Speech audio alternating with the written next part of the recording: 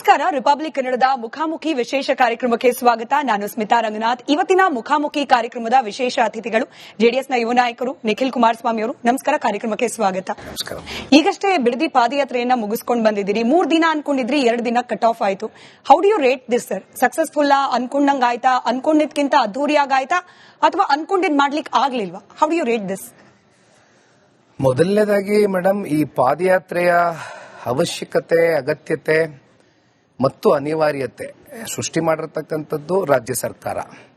ಬಹುಶಃ ಪಾದಯಾತ್ರೆಯನ್ನ ಮಾಡಲೇಬೇಕು ಅಂತಕ್ಕಂಥ ನಿರ್ಧಾರ ಮಾಡಿದ್ದು. ಈ ಹಿಂದೆಯೂ ಕೂಡ ಬೈರ್ಮಂಗಲ ಭಾಗದಲ್ಲಿ ನಾನೊಂದು 11 ಕಿಲೋಮೀಟರ್ ಪಾದಯಾತ್ರೆ ಮಾಡಿದೆ. ಕಾರಣ ಇರ್ತಕ್ಕಂಥ ವಾಸ್ತವ ಸ್ಥಿತಿ ಏನಿದೆ ಅಂದ್ರೆ, ರೈತರು ಅಲ್ಲಿ ಹೈನುಗಾರಿಕೆ ಮಾಡ್ತಾ ಇದ್ದಾರೆ, ತೋಟಗಾರಿಕೆ ಮಾಡ್ತಾ ಇದ್ದಾರೆ, ಹಲವಾರು ಲಕ್ಷಾಂತರ ಗಿಡಮರಗಳಿದೆ. ಇವೆಲ್ಲವೂ ಕೂಡ ನಿರಂತರವಾಗಿ ತಾವುಗಳು ಕೂಡ ಚರ್ಚೆ ಮಾಡ್ಕೊಂಡು ಬಂದಿದ್ದೀರಿ. ಆದ್ರೆ ಕಣ್ಣಾರೆ ನಾನು ಕೂಡ ಇಲ್ಲಿರ್ತಕ್ಕಂಥ ಒಂದು ರಿಯಾಲಿಟಿ ಚೆಕ್ ಆಗಬೇಕು ಅನ್ನೋಂಥ ನಿಟ್ಟಿನಲ್ಲಿ ನಾನೊಂದು 11 ಕಿಲೋಮೀಟರ್ ಪಾದಯಾತ್ರೆ ಮಾಡಿದೆ.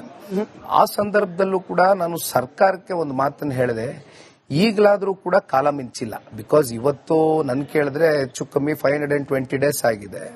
ಪ್ರತಿಭಟನಾ ಸ್ಥಳದಲ್ಲಿ ಇಲ್ಲಿವರೆಗೂ ಯಾವ ಒಬ್ಬ ಚುನಾಯಿತಿ ಪ್ರತಿನಿಧಿಗಳು ಬಂದು ಏನ್ ಪರಿಸ್ಥಿತಿ ಇದೆ ಅಂತಕ್ಕಂಥದ್ದನ್ನ ಆಲಿಸಿಲ್ಲ, ರೈತರ ಪರಿಸ್ಥಿತಿ. ಹಾಗಾಗಿ ಪಾದಯಾತ್ರೆಯನ್ನ ಮಾಡಿದ್ದೇವೆ. ಪಾದಯಾತ್ರೆಯ ಯಶಸ್ಸನ್ನ ರೇಟ್ ಮಾಡ್ತಕ್ಕಂಥದ್ದಕ್ಕೆ ನಾನು ಹೋಗೋದಿಲ್ಲ. ಕಾರಣ, ಈ ಪಾದಯಾತ್ರೆಯ ಹಿಂದಿದ್ದಂತ ಒಂದು ಉದ್ದೇಶ ಏನಿದೆ ಅದರಲ್ಲಿ ನಮ್ಗೆ ಒಂದು ಪ್ರಾಮಾಣಿಕತೆ ಇದೆ. ಬಿಕಾಸ್ ಅಲ್ಟಿಮೇಟ್ಲಿ ಇವತ್ತು ರೈತರು ಏನ್ ಕೇಳ್ತಾ ಇದ್ದಾರೆ, ರೈತರು ಏನ್ ಬಯಸ್ತಾ ಇದ್ದಾರೆ, ಒತ್ತಾಯ ಪೂರ್ವಕವಾದಂತ ಭೂಸ್ವಾಧೀನವನ್ನ ಕೈ ಬಿಡಿ ಅಂತಕ್ಕಂಥದ್ದು ರೈತರೇನ್ ಹೇಳ್ತಾ ಇದ್ದಾರೆ. ಅದಕ್ಕೆ ಇವತ್ತು ಸರ್ಕಾರ ಮನ್ನಣೆ ಕೊಡಬೇಕು ಅನ್ನೋದಕ್ಕೋಸ್ಕರ ಒಂದು ಪಾದಯಾತ್ರೆ ಮಾಡಿದ್ದೀವಿ ರೈತರ ಪರವಾಗಿ. ಸರಿ, ನಾನು ಯಾಕೆ ಈ ಪ್ರಶ್ನೆನೇ ಮೊದಲ ಕೇಳಿದೆ ಅಂತಂದ್ರೆ, ಈಗ ಯಾವುದೇ ಕಾರ್ಯ ಮಾಡಿದ್ರು ಕೂಡ ಅದರ ಫಲ ಮುಟ್ಟೋದು, ಗುರಿ ಮುಟ್ಟೋದು ಬಹಳ ಮುಖ್ಯ ಆಗುತ್ತೆ. ಈಗ ನೀವು ಪಾದಯಾತ್ರೆ ಮಾಡಿದ್ದು ಸರ್ಕಾರವನ್ನ ಎಚ್ಚೆತ್ಕೊಳ್ಳೋಕೆ ಅಂತಾದ್ರೆ ಸರ್ಕಾರ ರಿಯಾಕ್ಟ್ ಕೂಡ ಮಾಡ್ದಂಗಿಲ್ಲ. ನಿಮ್ ಪಾದಯಾತ್ರೆಯನ್ನ ಡಿ ಕೆ ಶಿವಕುಮಾರ್ ಅವರು ಸೀರಿಯಸ್ ಆಗಿ ತಗೊಂಡಂಗೂ ಕಾಣ್ತಾ ಇಲ್ಲ. ಅವ್ರ ನಿಲುವು ನಿರ್ಧಾರದಲ್ಲಿ ಯಾವುದೇ ಬದಲಾವಣೆ ಆದಂಗೂ ಕಾಣ್ತಾ ಇಲ್ಲ. ಸೊ ಇದರ ಸಕ್ಸಸ್ ಅಂತ ಹೇಳಿ ನೀವು ಹೆಂಗ್ ಅಳಿತೀರಿ? ಕೇವಲ ಜನ ಸೇರಿದ್ದೆ ಸಕ್ಸಸ್ ಅಂತ? ಬಹುಶಃ ಮೇಡಮ್, ಒಂದು ನಾವಿಲ್ಲಿ ನಿಮಗೊಂದಷ್ಟು ಅಂಶಗಳನ್ನ ಮುಂದಿಡ್ಲಿಕ್ಕೆ ಬಯಸ್ತೇನೆ. ಈಗ 1 ತಿಂಗಳ ಹಿಂದೆ ಮುಖ್ಯಮಂತ್ರಿಗಳು ಒಂದು ಪರಿಶೀಲನಾ ಸಮಿತಿಯನ್ನ ರಚನೆ ಮಾಡ್ತೀನಿ ಅಂತ ಹೇಳಿದ್ರು. ಆದ್ರೆ 4 ವಾರ ಆದ್ರೂ ಆ ಸಮಿತಿನ ರಚನೆ ಮಾಡಲಿಕ್ಕೆ ಅವರು ಆಲೋಚನೆನೂ ಮಾಡಿರಲಿಲ್ಲ. ಪಾದಯಾತ್ರೆಯ ಹಿಂದಿನ ರಾತ್ರಿಯಷ್ಟೇ ನಿವೃತ್ತ ನ್ಯಾಯಾಧೀಶರುಗಳು, ನಿವೃತ್ತ ಅಧಿಕಾರಿಗಳ ಒಂದು ಪರಿಶೀಲನಾ ಸಮಿತಿಯನ್ನ ಮಾಡ್ತಾರೆ ರಾತ್ರಿ ಹಿಂದಿನ ದಿನ. ಅದಾದ ಮೇಲೆ ತಾವೇ ನೋಡಿದಿರಿ, ದೊಡ್ಡ ದೊಡ್ಡ ಜಾಹೀರಾತುಗಳು ಈಗಲೂ ಕೂಡ ಟಿವಿ ಮಾಧ್ಯಮದಲ್ಲಿ, ಪತ್ರಿಕಾ ಮಾಧ್ಯಮದಲ್ಲಿ ನಿರಂತರವಾಗಿ ಕೋಟ್ಯಾಂತರ ರೂಪಾಯಿ ಖರ್ಚು ಮಾಡಿ ಓಡಿಸ್ತಾ ಇದ್ದಾರೆ ಆಡ್ಸ್.